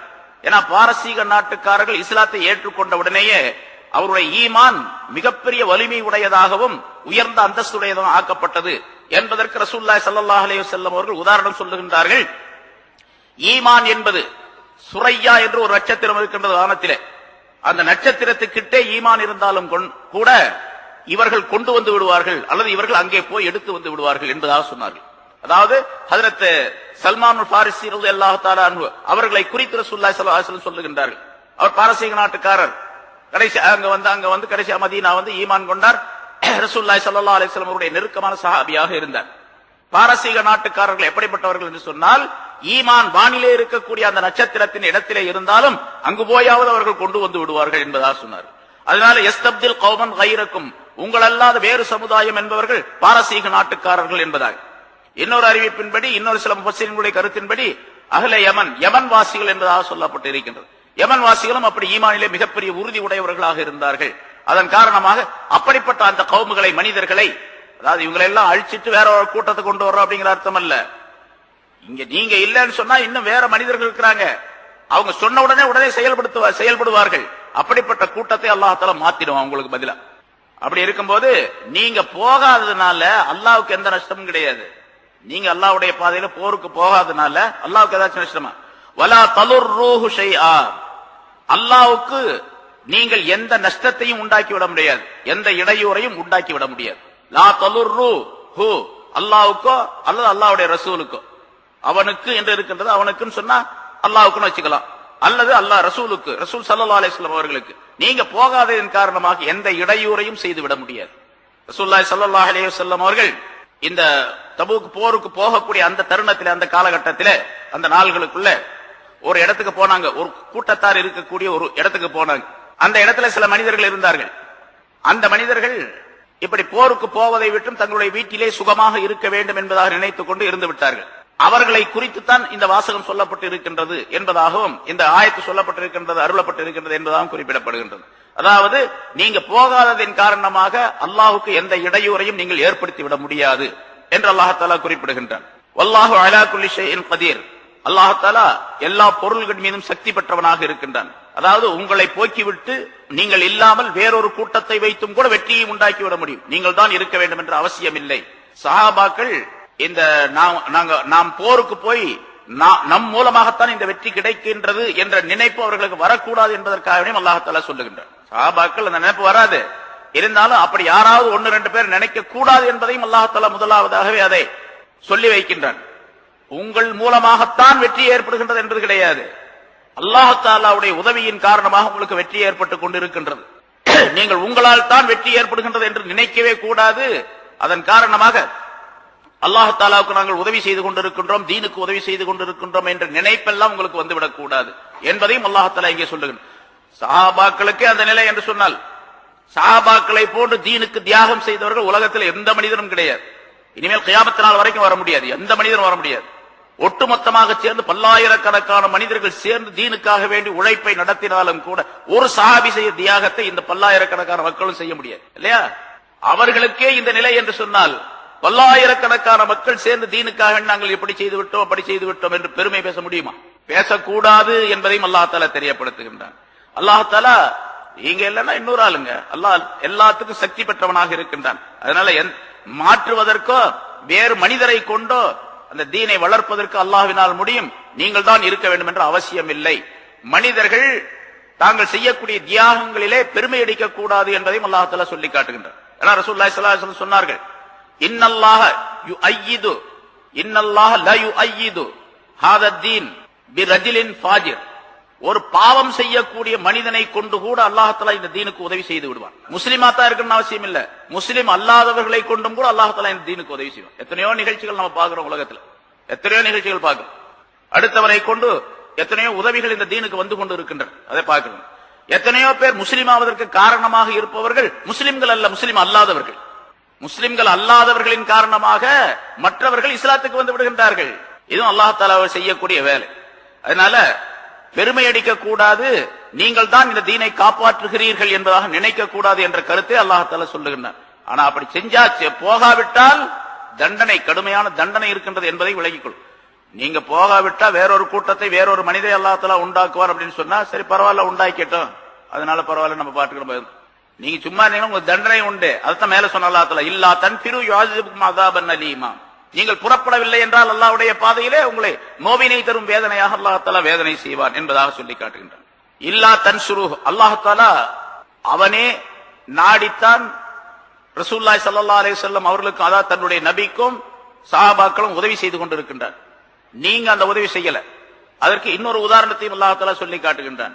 இல்லா தன்சுருஹு ஃபகத் நஸரஹுல்லாஹு. நீங்கள் அவருக்கு உதவி செய்யவில்லை என்று சொன்னால், ரசூலுல்லாஹி ஸல்லல்லாஹு அலைஹி வஸல்லம் அவர்களுக்கு நீங்கள் உதவி செய்யவில்லை என்றால், அவருக்கு நீங்கள் உதவி செய்யவில்லை என்றால் ஃபகத் நஸரஹுல்லாஹு, திட்டமாக அல்லாஹ் தஆலா அவருக்கு உதவி செய்து விட்டான். இதுக்கு முன்னால் நிறைய உதவி செஞ்சிருக்கிறான், அதையெல்லாம் நினைச்சு பாருங்க என்று சொல்லுகின்றான். முன்னால் அல்லாஹ் தஆலா நிறைய உதவி செஞ்சிருக்கிறார் ரசூலுல்லாஹி ஸல்லல்லாஹு அலைஹி வஸல்லம் அவர்களுக்கு.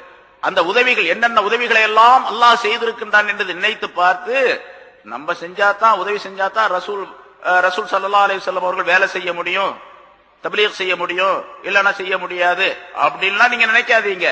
இதுக்கு முன்னால ரசூலுக்கு என்னென்ன உதவியை நாம் செய்திருக்கின்றோம், அல்லாஹ் செஞ்சிருக்கிறான், அதை யோசனை பண்ணி பாருங்க என்று அல்லாஹ் தஆலா சொல்லி ஒரு நிகழ்ச்சியை குறிப்பிடுகின்றான். அதுல பல விஷயங்களை இங்கே சொல்லுகின்றான். அந்த நிகழ்ச்சி ரசூலுல்லாஹி ஸல்லல்லாஹு அலைஹி வஸல்லம் அவர்கள் ஹிஜ்ரத் செய்த நிகழ்ச்சி. மக்காவிலிருந்து மதீனாவுக்கு ஹிஜ்ரத் போனார்களே, அந்த நிகழ்ச்சியை அல்லாஹ் தஆலா அடுத்து சொல்லுகின்றான். அந்த நேரத்தில் எவ்வளவு பெரிய உதவியை அல்லாஹ் செஞ்சிருக்கிறான் அப்படிங்கறதையும் அல்லாஹ் தஆலா இங்கே சுட்டி காட்டுகின்றான். இல்லா தன்சுருஹு, அவருக்கு நீங்கள் உதவி செய்யவில்லை என்று சொன்னால் ஃபகத் நஸரஹுல்லாஹு, அவருக்கு அல்லாஹ் திட்டமாக உதவி செய்து விட்டான். எப்ப? இது அஹ்ரஜஹுல் லதீன கஃபரு, காபிரானவர்கள் அவரை வெளியாக்கிய நேரத்தில், மக்காவிலிருந்து மக்காவை விட்டு வெளியாக்கிய நேரத்தில். இது அஹ்ரஜஹுல் லதீன கஃபரு, காபிரானவர்கள் அவரை வெளியாக்கிய நேரத்தில் அல்லாஹ் தஆலா செய்த உதவி, அல்லாஹ் தஆலா உதவி செய்து விட்டான் என்பதாக குறிப்பிடுகின்றார். என்ன உதவி செஞ்சான் அல்லாஹ் தஆலா? எவ்வளவு பெரிய உதவி, அது சரித்திரம் முன்னால நிறைய சொல்லி இருக்கிறோம். ஹிஜ்ரத் போன சம்பவம், ரசூலுல்லாஹி ஸல்லல்லாஹு அலைஹி வஸல்லம் ஹிஜ்ரத் சென்ற அந்த சம்பவம், மக்காவாசிகள் ரசூலுல்லாஹி ஸல்லல்லாஹு அலைஹி வஸல்லம் அவருடைய பிரச்சாரத்தை தடுத்து நிறுத்த வேண்டும், இவரை எப்படியாவது தடை செய்ய வேண்டும், அல்லது இவரை ஏதாவது செய்ய வேண்டும் என்பதற்காக பல முயற்சிகள் செஞ்சாங்க, முடியல. கடைசியா மக்காவாசிகள் எல்லாம் சேர்ந்து தாருன் நத்வா என்ற ஒரு சங்கத்துல, ஒரு மன்றத்துல கூடி ஆலோசனை செஞ்சாங்க. என்ன அந்த ஆலோசனையுடைய கடைசியில சொல்லப்பட்ட விஷயம், அவங்க முடிவு செய்த விஷயம் என்னன்னு கேட்டா, 3 விஷயத்துல ஒன்னு செஞ்சிடணும் அப்படின்னு முடிவு பண்ணாங்க. அல்லாஹ் தஆலா அதை குர்ஆன்ல இங்கே சொல்லி காட்டுகின்றான்.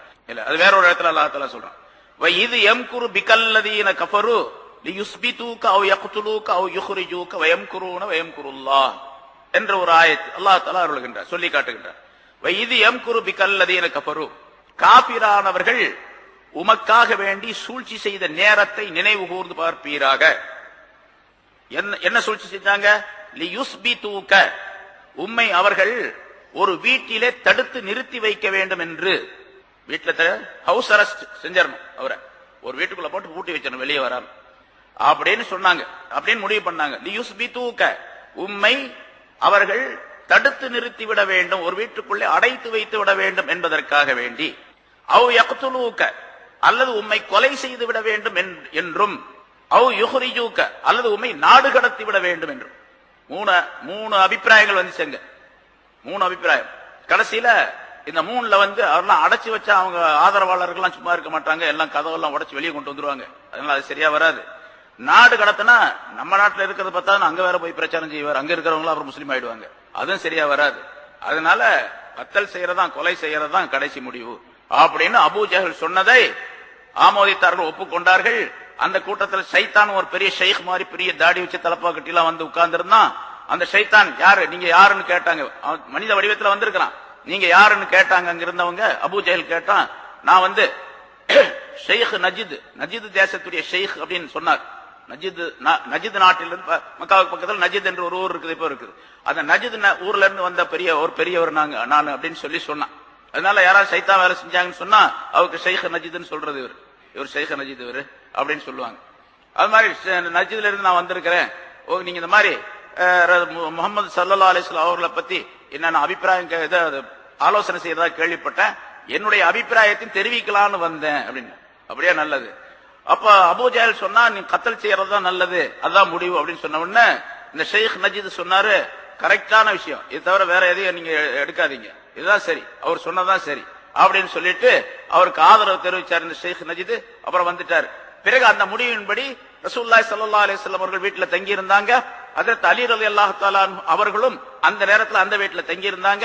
உடனே அந்த இரவு நேரத்தில் அல்லாஹ் தஆலா நீங்க ஹிஜ்ரத் புறப்படுங்கள் என்று அல்லாஹ் தஆலா உத்தரவு கொடுத்துட்டான். உடனடியாக புறப்பட வேண்டிய சூழ்நிலை. ஹஜ்ரத் அலி ரலியல்லாஹு தஆலா அவர்களை எழுப்பி அமானித பொருள்களை எல்லாம் யாரிடத்தில் பெற்றுக் கொண்டிருக்கின்றோம், யாரிடத்தில் அதை ஒப்படைக்க வேண்டும் என்பதாக சொல்லி விவரங்களை எல்லாம் சொல்லிவிட்டு ரசூலுல்லாஹி ஸல்லல்லாஹு அலைஹி வஸல்லம் படுத்திருந்த படுக்கையில அவங்கள படுக்க வச்சு போத்தி விட்டுட்டு ரசூலுல்லாஹி ஸல்லல்லாஹு அலைஹி வஸல்லம் வெளியே வந்தாங்க. வெளியே வரும்போது சூழ்நிலை எப்படி இருக்குது, வெளியே வாசல்ல ரெண்டு ஓரத்திலையும் அந்த வாலிபர்கள் ஒவ்வொரு குடும்பத்திலிருந்து ஒவ்வொரு கபீலாவில் இருந்து ஒரு மனிதர் எல்லாரும் சேர்ந்து ஒரே நேரத்தில் தாக்க வேண்டும். யார் அவரை முதலிலே வெட்டினார் அப்படின்லாம் இருக்கக்கூடாது. அவர் போயிடணும் தீந்திரணும், ஆனா யார் முதல்ல வெட்டினார்லாம் இருக்கக்கூடாது. அப்படின்லாம் திட்டம் போட்டு பேசிக்கிட்டு ரெண்டு ஓரத்திலே அப்படி வரிசையா நிக்கிறாங்க. ஆளுங்க வாழை வச்சுக்கிட்டு உருவிக்கிட்டு ரெடியா பாத்துக்கிட்டே நிக்கிறாங்க, எப்போ வருவார் அப்படின்னு சொல்லி. அல்லாஹ் தஆலா அந்த நேரத்தில் உத்தரவு கொடுத்தா வெளியே போங்கன்ட்டு. எப்படி இருக்கும், அதுதான் ரசூலுங்கிறது, வெளியே போக உத்தரவு கொடுத்தான். ஆனா அல்லாஹ் சொன்னா அப்படின்னு சொன்னா வெளியே வந்தாங்க. வெளியே வந்த உடனே ஜிப்ரீல் அலைஹிஸ்ஸலாம் வந்தாங்க, சொன்னாங்க யாசீன் வல் குர்ஆனில் ஹக்கீம் இன்னக மினல் முர்சலீன் என்பதில் ஆரம்பிச்சு ஃபஅஷைனாஹும் ஃபஹும் லா யுப்சிரூன் என்பது வரைக்கும் ஓதுனாங்க. ஒரு பிடி மண் எடுத்தாங்க, அதை ஓதி அப்படி எரிஞ்சாங்க. எரிஞ்ச உடனே அவருடைய எல்லாருடைய கண்களிலும் அது பட்டது, எல்லாருடைய கண்களிலும் பட்டது. எல்லாம் கண்ணை கசக்கி கண்ணை திறக்க முடியல. அந்த மாதிரி நேரத்தில் ரசூலுல்லாஹி ஸல்லல்லாஹு அலைஹி வஸல்லம் போயிட்டாங்க. போய் ஹஜ்ரத் அபூபக்கர் சித்திக் ரலியல்லாஹு தஆலா வீட்டுல இருந்தாங்க. கூப்பிட்டுக்கிட்டு போயிட்டாங்க. போனாங்க, ஊருக்கு வெளியே போய் நின்று சொன்னாங்க, யா அல்லாஹ், உன்னுடைய கட்டளைப்படி நான் இந்த புனிதமான நகரை விட்டு நான் போகின்றேன். ஆனா உலகத்திலே எனக்கு பிரியமான ஊர் இந்த ஊர் தான். எனக்கு பிரியமான இந்த நகரத்தை விட்டும் நான் செல்லவிருக்கின்றேன். யா அல்லாஹ், நீ உனக்கு பிரியமான ஊரிலே என்னை நீ குடியிருத்தாட்டுவாயாக அப்படின்னு சொன்னாங்க. கேட்டாங்க துஆ. இன்னி லாஹ்ருஜு மின்க, மக்காவை பார்த்து சொல்றாங்க ஸல்லல்லாஹு அலைஹி வஸல்லம், மக்கா நகரமே, இன்னி லஅஹ்ருஜு மின்க, உன்னை விட்டு நான் புறப்படுகின்றேன். வ இன்னி லஅலமு அன்னகி அஹப்ப பிலாதில்லாஹி வ அக்ரமுஹா அலல்லாஹ், எனக்கு நன்றாக தெரியும் நீ அல்லாஹ் தஆலாவுடைய ஊர்களிலேயே ரொம்ப பிரியமான ஊர், அல்லாஹ்வுக்கு ரொம்ப பிரியமான ஊர், அல்லாஹ்வுக்கு ரொம்ப மகத்துவம் கண்ணியம் ஊர் நீ. வலௌலா அன்ன அஹ்லகி அஹ்ரஜூனி மா ஹரஜ்து, உன்னுடைய இந்த ஊர்வாசிகள் மக்காவை பார்த்தே, அந்த ஊரை பார்த்தே சொல்லுகின்றார்கள், இந்த உன்னுடையவர்கள் உன்னிலே இருக்கக்கூடியவர்கள் என்னை வெளியாக்கி இருக்கவில்லை என்று சொன்னால் நான் வெளியாகி இருக்க மாட்டேன். அவங்க எங்க வெளியாக்குனாங்க, அவங்க வெளியாக்கலையே. இங்க அல்லாஹ் அப்படித்தானே சொல்றான், இது அஹ்ரஜஹுல்லதீன கஃபரு, நிராகரிப்பவர்கள் அவரை வெளியாக்கிய பொழுது அந்த நேரத்தை நினைவு கூர்ந்து பாருங்கள் என்று சொல்லுகின்றார். ரசூலுல்லாஹி ஸல்லல்லாஹு அலைஹி வஸல்லத்துக்கு அல்லாஹ் உத்தரவு கொடுத்தா ரசூலுல்லாஹ்வால போனாங்க வெளியே. அவங்க பிடிச்சி கழுத்தை பிடிச்சி தள்ளினாங்களா, நீங்க போயிடுங்க வெளியே, முகமது இங்க இருக்காதீங்க போயிடுங்க வெளியே, அப்படியே தள்ளினாங்க. ஆனா அர்த்தம் அப்படித்தானே வருது, அஹ்ரஜஹுல்லதீன. ஆனால் அர்த்தம் என்ன கேட்டா, உண்மையிலே அப்படித்தான். கருத்து என்னன்னு கேட்டா, ரசூலுல்லாஹி ஸல்லல்லாஹு அலைஹி வஸல்லம் அவர்கள் வெளியே போக வேண்டும் என்று மறைமுகமாக நிர்பந்தம் செய்தவர்கள் மக்காவாசிகள். சொன்னால் நீங்க வெளியே போறீங்களா இல்லையா அப்படின்னு கேட்கிற மாதிரி இருக்கு. வெளியே போகலன்னா உங்களை கொலை செஞ்சு போடுவோம் அப்படிங்கிற மாதிரி இருக்கு. அதனால அவங்க தான் வெளியாக்குறாங்க. உண்மையிலேயே வெளியாக்குறது அவங்க தான். ஆனா வெளியாக்குறது வெளித்தோட்டத்துல பார்த்தா ரசூலுல்லாஹா போனாங்க, அல்லாஹ் சொன்னா ரசூலுல்லாஹி ஸல்லல்லாஹு அலைஹி வஸல்லம் போனாங்க அப்படிங்கிறது மட்டும்தான் தெரியும். அதனாலதான் ஒரு சட்டம் கூட சொல்வார்கள். இதுல இருந்து, இந்த நிகழ்ச்சியில் இருந்து ஒரு சட்டம், ஷரியத்துடைய சட்டங்கள் எல்லாம் ரொம்ப நுணுக்கமானவை. ஏதாச்சும் ஒரு விஷயம் சொல்லப்பட்டிருக்கும், அதிலிருந்து இன்னொரு சட்டத்தை எடுப்பார்கள். ஒரு மனிதன் என்ன பண்றான், ஒரு ஆளை கூப்பிட்டு அவனை போய் கொலை செஞ்சுட்டு வந்துரு அப்படிங்கிறான். கொலை செய்யலைன்னா உன்னை கொலை செஞ்சு போடுவேன் அப்படிங்கிறான். அவன் நீ கொலை செய்யலைன்னா உன்னை கொலை செஞ்சிருவேன். இப்ப நாட்டில் நடக்கிறது தான் என்னது, அவனை கொலை செய்யலன்னு சொன்னா உன்னை நான் கொலை செஞ்சிருவேன், உன்னை காலி பண்ணிடுவேன் அப்படிங்கிறான். இவன் போய் அவனை கொலை செஞ்சுட்டு வந்துடுறான் இன்னொரு ஆளு. இப்ப இவன் சொன்னான் பாருங்க, கொலை செய்ய சொல்லி சொன்னானே, இவன் குற்றவாளியா அவன் குற்றவாளியா? இப்ப ஒருத்தனை கொலை, இஸ்லாமிய சட்டப்படிக்கு ஒருவன் இன்னொருவனை கொலை செய்து விட்டால் கொலை செய்தவனை கொலை செய்ய வேண்டும். பழிக்கு பழி, கிசாஸ் என்பதாக சொல்லப்படும். இப்ப பழிக்கு பழி வாங்குறதுல அவனை கொலை செய்ய வேண்டுமா இவனை கொலை செய்ய வேண்டுமா? கொலை செஞ்சவன் அவன் தான். இவன் சொல்றான் நான் கொலை செய்யலையே அப்படிங்கிறான். நீ சொன்னையா இல்லையா? நான் சொன்னேன், அவன் ஏன் போய் கொலை செஞ்சான் அப்படின்னு கேட்கறான்னு வச்சுங்க. அவன் ஏன் கொலை செஞ்சான், நான் சொன்னா கொலை செய்யணுமா அப்படின்னு கேட்கறான்னு வச்சுக்க, மாட்டிக்கிட்டான்னா இப்ப என்ன பண்றது? இஸ்லாமிய ஷரியத்துடைய சட்டம் என்ன கேட்டா, ரெண்டு பேரும் கொலை செய்யப்பட வேண்டும். ஏன்னு கேட்டா, இவன் காட்டினவன், வழிகாட்டினவன், அவன் போய் கொலை செஞ்சான், அவனுக்கும் அவன் மீதும் குற்றம், இவன் மீதும் குற்றம். அது மாதிரி இங்க நிர்பந்திக்கப்பட்டு, அதாவது வெளியே ரசூலுல்லாஹி ஸல்லல்லாஹு அலைஹி வஸல்லம் நாட்டை விட்டு வெளியே போவதற்கு காரணம் யாருன்னு கேட்டா இந்த காபிர்கள் தான். அதனால அல்லாஹ் தஆலா அஹ்ரஜஹுல்லதீன, அந்த நபி அவர்கள் வெளியாகிய நேரத்தில் அப்படின்னு சொல்லல, இது அஹ்ரஜ வெளியாக்கிய நேரத்தில், ஹு அவரை, நபியை, அல்லதீன கஃபரு காபிரானவர்கள் வெளியாக்கிய நேரத்தில் என்று அல்லாஹ் தஆலா சொல்லுகிறார். அதுபோல ரசூலுல்லாஹி ஸல்லல்லாஹு அலைஹி வஸல்லம் சொல்றாங்க துஆவுல, வலவுலா அன் அஹ்லகி அஹ்ரஜூனி, மக்காவே, ஏ மக்கா நகரமே, உன்னுடையவர்கள், உன்னிலே வசிக்கக்கூடிய அந்த மக்கள் என்னை வெளியாக்கி இருக்காவிட்டால் மா ஹரஜ்து, நான் வெளியாகி இருக்க மாட்டேன் என்று சொல்லிவிட்டு, அல்லாஹும்ம இன்னக தஅலமு அன்னஹும் அஹ்ரஜூனி, யா அல்லாஹ் இவர்கள் தான் என்னை வெளியாக்கினார்கள் என்பதை நீ நன்கு அறிவாய். அஹ்ரஜூனி மின் அஹப்பில் பிலாதி இலைக்க, எனக்கு ரொம்ப பிரியமான ஊரை விட்டும் இந்த மக்காவாசிகள் தான் என்னை வெளியாக்கினார்கள் என்பது உனக்கு தெரியும். ஆகவே அஸ்கின்னி அஹப்பல் பிலாதி இலைக்க, உனக்கு பிரியமான ஊரிலே என்னை நீ குடியிருத்தாட்டுவாயாக, கொண்டு போய் சேர்ப்பாயாக என்று துஆ செய்தார்கள். அப்ப அல்லாஹ் தஆலா மதீனாவை கொண்டு போய் சேர்த்தா, மதீனா அல்லாஹ்வுக்கு பிரியமான ஊர் அப்படின்னு அர்த்தம். ஆனா துஆ செய்யும் போது ரசூலுல்லாஹ் தான் சொல்றாங்க, மக்காவாசிகளுக்கு கொடுப்பதை விட 2 மடங்கு பரக்கத்தை மதீனாவாசிகளுக்கு தருவாயாக அப்படின்னு துஆ செஞ்சாங்க. அவர்களுக்கு ஒரு மரக்கால் தருவாயாக, இவருக்கு 2 மரக்கால் தருவாயாக என்று சொன்னார்கள். இப்போ நம்ம பார்க்கலாம், மக்காவை விட மதீனா செழிப்பா இருக்கு, மதீனா மிக செழிப்பாக இருக்கும். மக்காவாசிகளை விட மதீனாவாசிகள் ரொம்ப அதாவது ரொம்ப மிருதுவானவர்களாக இருப்பார்கள், ரொம்ப தன்மை உள்ளவர்களாக இருப்பார்கள், நல்ல குணம் படைத்தவர்களாக இருப்பார்கள் என்பதை வரலாற்றில் நாம் பார்த்துக் கொண்டிருக்கிறோம். இங்கே அல்லாஹ் தஆலா சொல்லுகின்றான், இல்லா தன்சுரூஹு, அவருக்கு நீங்கள் உதவி செய்யவில்லை என்று சொன்னால், ஃபக்கத் நஸரஹுல்லாஹ், அல்லாஹ் தஆலா அவருக்கு உதவி செய்து விட்டான் திட்டமாக. இது அஹ்ரஜஹுல்லதீன கஃபரு, காஃபிரானவர்கள் அவரை வெளியாக்கிய நேரத்தில் உதவி செய்து விட்டான் என்று சொல்லி, அடுத்து ரசூலுல்லாஹி ஸல்லல்லாஹு அலைஹி வஸல்லம் அவர்கள் அபூபக்கர் சித்திக் ரலியல்லாஹு தஆலா அவர்களை அழைத்துக் கொண்டு அந்த கார சௌர் என்ற குகையில தங்கி இருந்த நிகழ்ச்சியை அடுத்து அல்லாஹ் தஆலா சொல்லுகின்றான். இன்ஷா அல்லாஹ் அடுத்த வாரம் அதை பார்ப்போம். இந்த ஆயத்தில் இதனுடைய ஆரம்பம் சென்ற வாரம் சொல்லப்பட்டது, இல்லா தன்சுரூஹு, அவருக்கு நீங்கள் உதவி செய்யவில்லை என்றால், முஹம்மது ஸல்லல்லாஹு அலைஹி வஸல்லம் அவர்களுக்கு போருக்கு புறப்படுங்கள் என்று அவர் சொல்லுகின்றார். போருக்கு புறப்படாமல் இருந்து அவருக்கு நீங்கள் உதவி செய்யவில்லை என்றால், போருக்கு புறப்படாததின் காரணமாக உங்களுடைய உதவி அவருக்கு கிடைக்கவில்லை என்றாலும், ஃபக்கத் நஸரஹுல்லாஹ், அல்லாஹ் தஆலா இதற்கு முன்னமே அவருக்கு உதவி செய்து விட்டான். எப்போ?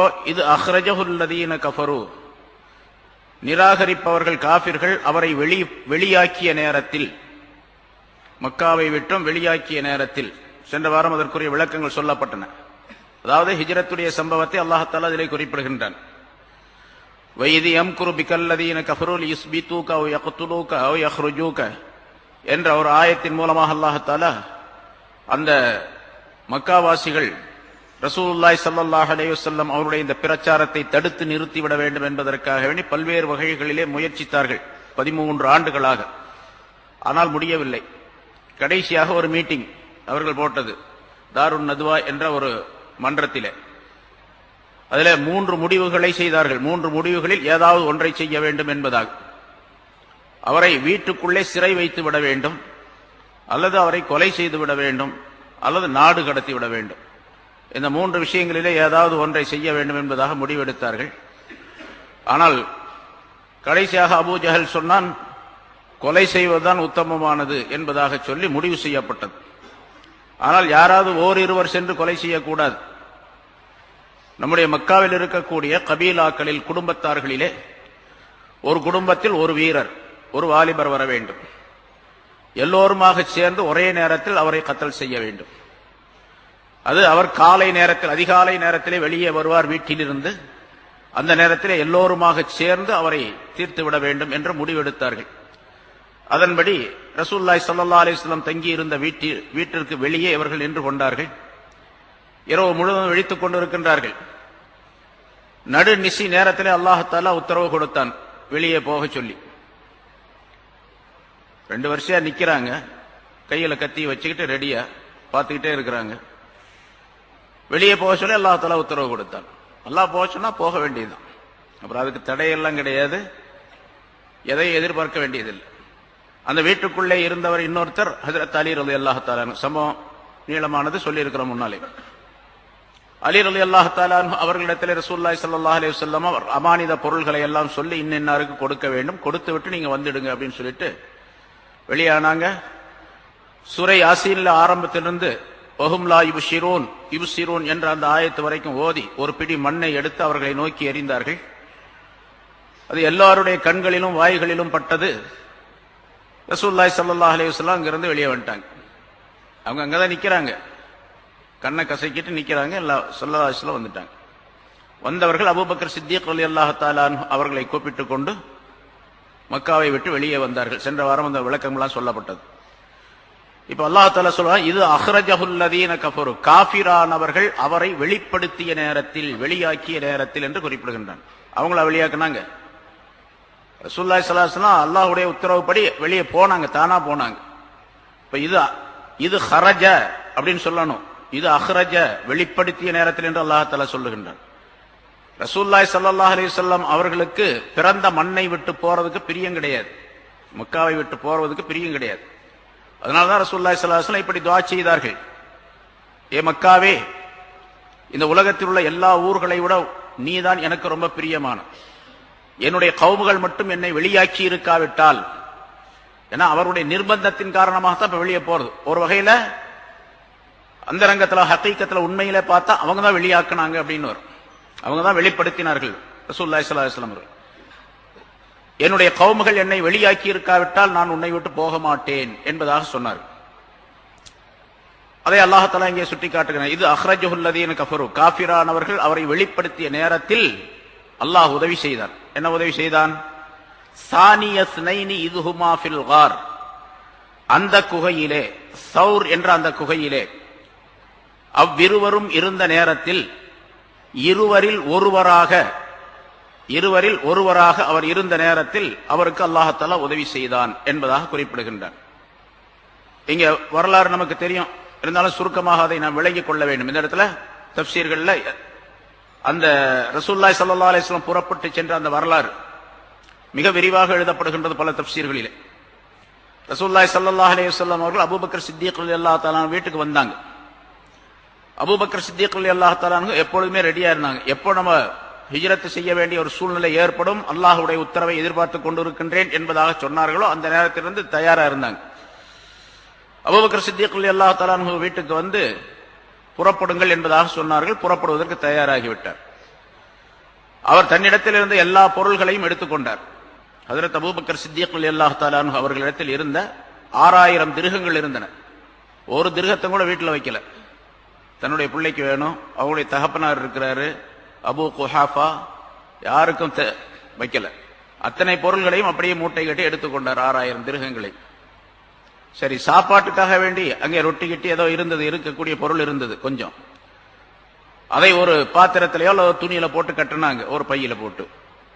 அதை கட்டுவதற்கு கயிறு இல்லை, ஒரு பைய, அந்த பைய அந்த சாப்பாடு பொருட்டி கிட்டி அதை வச்சு போட்டு அதை கட்டுறதுக்கு கயிறு இல்லை. அபூபக்கர் சித்திக் ரலியல்லாஹு தஆலாவுடைய மகள் அஸ்மா ரலியல்லாஹு தஆலா அன்ஹா அப்ப அந்த வீட்டில் இருந்தாங்க. அவங்க என்ன பண்ணாங்க, தங்களுடைய இடுப்புல கட்டக்கூடிய ஒரு ஒட்டியானம், அது துணியில அல்லது வாரில், அதாவது தோல்னால ஆக்கப்பட்டிருக்கும், அதை எடுத்து கழட்டி, அது அந்த காலத்துல பெண்கள் அணியக்கூடிய ஒரு ஆபரணமாக இருந்தது. அது ரெண்டாக கிழிச்சாங்க, நேரா கிழிச்சு ஒன்றை அந்த சோத்து மூட்டையில கட்டி கொடுத்தாங்க.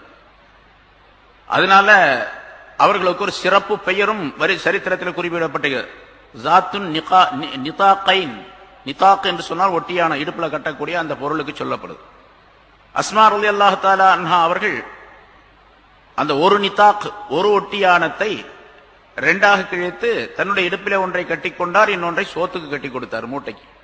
அதனால ஜாத்துன் நிதாக்கைன் என்பதாகவே அவருக்கு சிறப்பு பெயர் ஒன்று சொல்லப்படும். இப்ப போறாங்க, போகும்போது அல்லாஹுடைய உத்தரவுப்படி அந்த கார சௌர் என்ற அந்த குகைக்குள்ளே போக வேண்டும் என்பது அல்லாஹுடைய உத்தரவு. சரி, அங்கிருந்து வெளியே போய் அந்த மலை மீது ஏறி, ஹஜ்ஜுக்கு போனவங்களுக்கு தெரியும் அந்த மலை எவ்வளவு உயரத்தில் இருக்குது, அந்த குகை எப்படி இருக்குது அப்படிங்கறதெல்லாம் போனவங்க பார்த்திருப்பாங்க. நம்ம நாட்டு ஹாஜிகள்லாம் பெரும்பாலும் போறதில்லை, ஏன்னா அது ரொம்ப உயரம், மேல போறதுக்கே 3 மணி நேரம் ஆகும். போயிட்டு வர்றதுன்னா ஒரு அரை நாள் மொத்தமா செலவாயிடும்.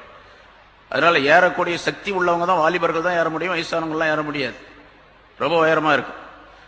கீழே இருந்து பார்த்தா கூட அந்த குகை தெரியாது. அந்த குகை எப்படி இருக்கும் அப்படின்னு கேட்டா, சரித்திரத்தில் குறிப்பிடுகின்றார்கள், அந்த குகைக்குள்ள போனவங்க ஹஜ்ரத் அபூபக்கர் சித்திக், ஹஜ்ரத் ரசூலுல்லாஹி ஸல்லல்லாஹு அலைஹி வஸல்லம் 2 பேர் தான். அதுக்கு பின்னால் அந்த குகைக்குள்ள யாராவது போனார்களா அப்படிங்கிறது கூட தெரியாது. ஏன்னா போக முடியாத, மனிதர்கள் நுழைய முடியாத குகை அது. போறவங்க கூட வெளியே நின்று தான் பார்த்துட்டு வராங்க, உள்ள போக முடியாது. ஹிரா குகை இருக்குதே, அதுல உள்ள போலாம், அது சின்னதுதான், அது ஒரு ஆள் குனிஞ்சு போலாம் உள்ள. ஆனா சௌர் குகையில உள்ள போக முடியாது, அந்த மாதிரி உள்ளது. சரி, இப்ப அவங்க போறாங்க, போகும்பொழுது சில வேலைகள்லாம் செஞ்சாகணும். எதிரிகளுடைய கண்கள் படாமல் ஒளிய வேண்டும், இவங்களுக்கு சாப்பாடு வேணும், இங்கிருந்து மதீனாவுக்கு போய் சேரணும். கொஞ்ச தூரம் அல்ல, அது 400 சொச்சம் கிலோமீட்டர், அங்கிருந்து 450 கிலோமீட்டர், இத்தனை தூரத்தை கடந்து போகணும். இதுக்கெல்லாம் ஏற்பாடுகள்லாம் செய்யணும் அப்படிங்கிறதுக்காண்டி முதல்ல திட்டம் போட்டு வச்சிருந்தாங்க. ஹஜ்ரத் அபூபக்கர் ரசூலுல்லாஹி ஸல்லல்லாஹு அலைஹி வஸல்லம் சொன்னாங்க, ஹஜ்ரத் அபூபக்கர் சித்திக் ரலியல்லாஹு தஆலா அன்ஹு அவர்கள் தங்களுடைய மகன் அப்துல்லா அல்ல அப்துல் ரஹ்மான் அவரை கூப்பிட்டு சொன்னாங்க, நீ என்ன செய்யணும் அப்படின்னு கேட்டா, பகல் நேரங்களில் நாங்க இந்த மாதிரி அந்த குகையில போய் ஒளிஞ்சிருப்போம், சௌர் குலைய தவிர அந்த குகையில ஒளிஞ்சிருப்போம். நீ என்ன செய்யணும் அப்படின்னு கேட்டா, பகல் நேரங்கள்ல அப்படியே வெளியே ஊருக்குள்ள போகணும், ஜனங்க என்ன பேசிக்கிறாங்க எங்களை பத்தி அப்படிங்கறத தெரிஞ்சு ராத்திரிக்கு எனக்கு சொல்லணும், எங்களுக்கு சொல்லணும் அந்த விஷயத்தை. அஸ்மாவிடத்துல சொன்ன, அஸ்மா ரலியல்லாஹு தஆலா அன்ஹா அவரிடத்துல சொன்னாங்க, நீ அப்படியே சில வேலைகள்ல ஏதாவது சாப்பாடு இருந்துச்சுன்னு சொன்னா அதை இரவு நேரத்துல எங்களுக்கு கொண்டு வந்து கொடுக்கணும், இரவு நேரத்துல தான் நீ வரணும், பகல் நேரத்துல போறதே கஷ்டம், இப்போ இவ்வளவு வசதியா ஏற்பட்ட நேரத்திலேயே இரவு நேரத்துல எங்களுக்கு சாப்பாடு கொண்டாந்து கொடுக்கணும், நாங்க ஒரு 3 நாள் அங்க இருப்போம் என்றெல்லாம் சொல்லி வைத்திருந்தார்கள். பிறகு அவர்களுடைய அடிமை அபூபக்கர் சித்திக் ரலியல்லாஹு அன்ஹுடைய அடிமை ஒருவர் இருந்தார், ஆமிர் இப்னு ஃபுஹைரா என்பது அவருடைய பெயர். ஆமிர் இப்னு ஃபுஹைரா அவரிடத்தில் சொன்னார்கள், நீ நம்ம ஆடுகள்லாம் எப்பொழுதுமே மேய்க்க போற, நீ அதே மாதிரி எப்பொழுதும் போல அந்த ஆடுகளை ஓட்டிக்கிட்டு நீ அந்த மலைக்கு வரணும், மேல காலையில ஓட்டிட்டு மேல வந்துடணும், வந்துட்டு அந்த ஆடுகள்ல பால் கறந்து எங்களுக்கு கொடுக்கணும், நாங்க சாப்பிட்டுக்குவோம் என்று ஆமிர் இப்னு ஃபுஹைராவிடத்துல சொல்லி வைத்தார்கள். பிறகு மதீனாவுக்கு வழிகாட்டுவதற்காக வேண்டி, மதீனாவுக்கு போறதுக்கு வழி தெரியணும், ஏன்னா அப்ப கரடுமுரடான பாதைகள் இருந்தன, மக்கள் போய் வந்து கொண்டிருந்த ஒரு பாதை, மதீனாவுக்கு 2 வழி இருந்தது அந்த காலத்துல. ஒரு வழி மக்கள் எல்லாம் எப்பவுமே பெரும்பாலும் போயிட்டு வந்துட்டு இருப்பாங்க, இன்னொரு வழி அதிகமாக போக மாட்டார்கள் மனிதர்கள், ஏன்னா அந்த பக்கம் போனா சில கொள்ளைக்காரர்கள் இருப்பார்கள், இருக்கிறதெல்லாம் அடிச்சு பிடிங்கிட்டு விட்டுருவாங்க, அதனால வழிப்பறி கொள்ளைக்காரர்களுக்கு பயந்து அந்த பக்கம் போக மாட்டாங்க. சரி, இப்ப ரசூலுல்லாஹி ஸல்லல்லாஹு அலைஹி வஸல்லம் அவர்கள் அபூபக்கர் சித்திக் ரலியல்லாஹு தஆலா சொல்லி வச்சிருந்தாங்க, அது நம்மால் முஸ்லிம்கள்ல யாருமே இல்லை அந்த மாதிரி. அதனால முஷ்ரிக்குகள்ல ஒரு மனிதர், அவர் நல்ல வழி தெரிந்தவர், ஆனால் நம்பிக்கைக்குரியவர், அவரிடத்தில் ஏற்பாடு செய்து சொல்லிவிட்டு வந்திருந்தார்கள், நாங்க கூப்பிட்டு அனுப்புவோம், அந்த நேரத்தில் நீ வரணும் அப்படின்னு சொல்லிட்டு.